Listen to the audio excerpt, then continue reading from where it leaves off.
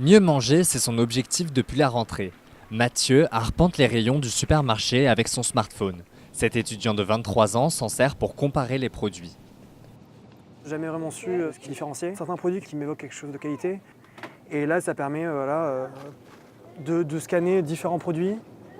Là, j'en prends un autre. Et via ce principe de notation, de voir sur quel point ils sont mieux. S'il y en a un qui est trop gras, s'il y en a un qui est trop sucré, et voilà, de faire un choix sur ça. Et c'est parti pour la chasse au code barre. Pas bon, médiocre. Trop salé. Comme 7 millions de Français, Mathieu est accro à une application d'aide à la consommation. Valeurs nutritionnelles, commentaires, produits alternatifs, Yuka dit tout ce qu'il faut savoir sur un article. Selon Yuka, la note est de 18 sur 100 parce qu'ils disent qu'il y a des additifs à éviter, c'est un peu trop calorique, c'est un peu trop sucré. Et il y a des bonnes nouvelles pour les petits budgets. Ce produit-là, distributeur, il est mieux noté qu'une marque plus connue que j'avais l'habitude de prendre jusqu'ici en fait. 2 tiers des Français se disent plus préoccupés par leur alimentation qu'avant. Pour les aider, des notes, des lettres, des couleurs, une dizaine d'applications évaluent les produits des supermarchés. Elles s'appellent Yuka, ScanUp, DateLimit. Beaucoup utilisent une base de données collaborative, Open Food Facts, co-créée par Pierre Slamiche en 2012.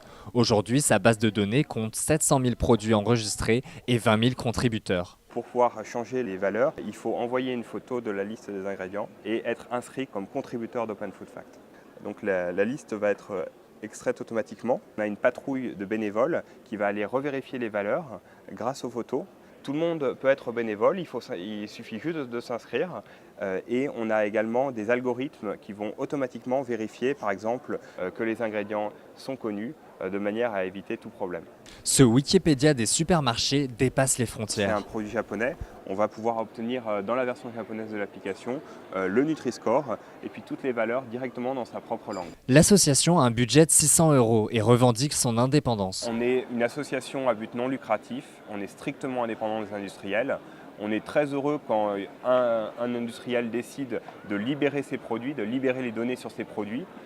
Et dans ce cas-là, on peut les importer après vérification dans Open Food Facts. Face à ce succès, les industriels répliquent. Ah ben voilà, sans huile de palme. Leur application verra le jour en 2019. Les distributeurs investissent eux aussi les smartphones, à grand renfort de spots publicitaires. Consultée par une chaîne de grande distribution, cette diététicienne a travaillé sur une notation des produits. Elle en garde un goût amer. On était 5 experts et on avait voulu mettre en avant le facteur péjoratif sur la liste des additifs. Plus il y a des additifs, plus c'était péjoratif. Et on voulait mettre aussi en avant les fréquences de consommation et les grammages. Bon, voilà. C'est pas quelque chose qui a été retenu. Un contrôle de l'information qui nourrit la défiance. 3 Français sur 5 ne font pas confiance à la grande distribution.